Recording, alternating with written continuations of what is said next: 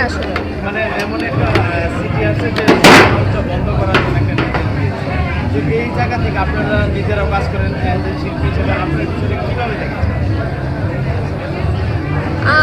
So sorry, আমি এই ব্যাপারটা জানি না।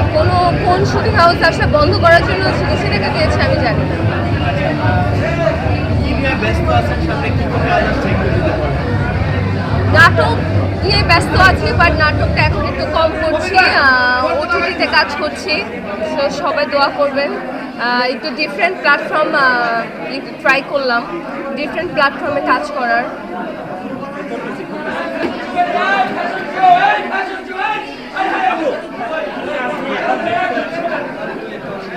নাটকটা হালকা কম কাজ করছি, নেক্সট ওটিটিতে কাজ করছি, ভিন্ন ধারার কিছু কাজ করছি। তো ওইটা নিয়ে এখন মোটামুটি বিজি আছি।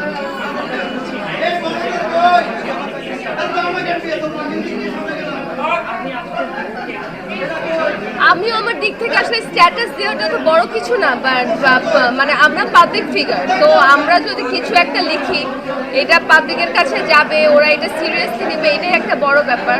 আমি আমার দিক দিয়ে চেষ্টা করেছি, আমি স্ট্যাটাস দিয়েছি, বা যখন রক্ত প্রয়োজন ছিল আমি নিজেও রক্ত দিয়েছি।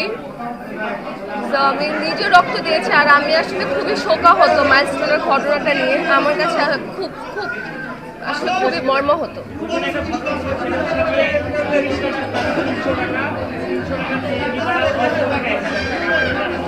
আমার আসলে বলার ভাষা নেই, মানে কি বলবো, বাংলাদেশে বাস করি, কিন্তু বাংলাদেশের মানুষজনই যদি এরকম হয় তাহলে আসলে দেশে থাকার ইচ্ছাটাই থাকে না। মানে মনে হয় দেশ ছেড়ে বিদেশে কোথাও গিয়ে থাকি। কারণ এই যে এত বড় একটা ঘটনায় যদি মানুষ এখন যদি ব্যবসা চিন্তা করে যে আমরা এখানে পানি দিয়ে ব্যবসা করব, যে এখানে পানি দিয়ে এক একটা মানুষের জীবন বাঁচানো হচ্ছে, এটা তো আসলে খুবই প্যাথেটিক একটা ঘটনা। মানে আমি আসলে এটা নিতেই পারি না, টু মাচ।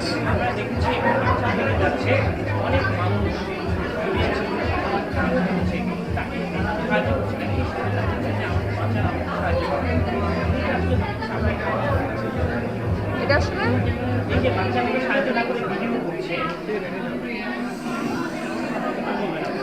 আমি এখন কি বলবো আপনাদের, বলেন। এখন সাংবাদিকেও তো আপনাদের সবার ক্যামেরা আছে, এবার সারাদিন।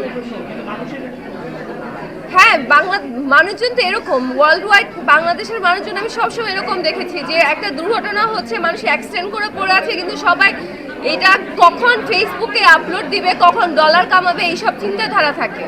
তো এইগুলো আসলে খুব নতুন নতুন আসছে, আমি এটার একদমই পক্ষপাতী না। আর আমার কাছে আসলে ভাবলেও অনেক অনেক খারাপ লাগে। মানে কি হেল্প না করে যদি সবাই ভিডিও করে, তাহলে আসলে হেল্পটা করবে কি?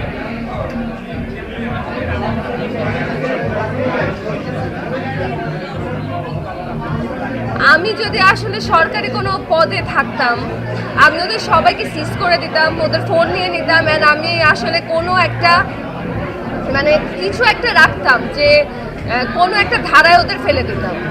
কিন্তু আমার হাতে এটা নেই। এটা আসলে যার যার ধারণা, যার যার চেতনা, এটাই।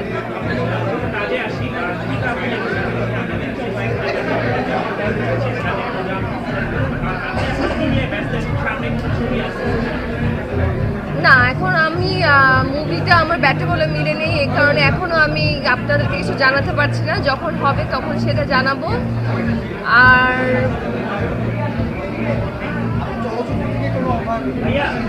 এটাই মাত্র কোশ্চেন করছে।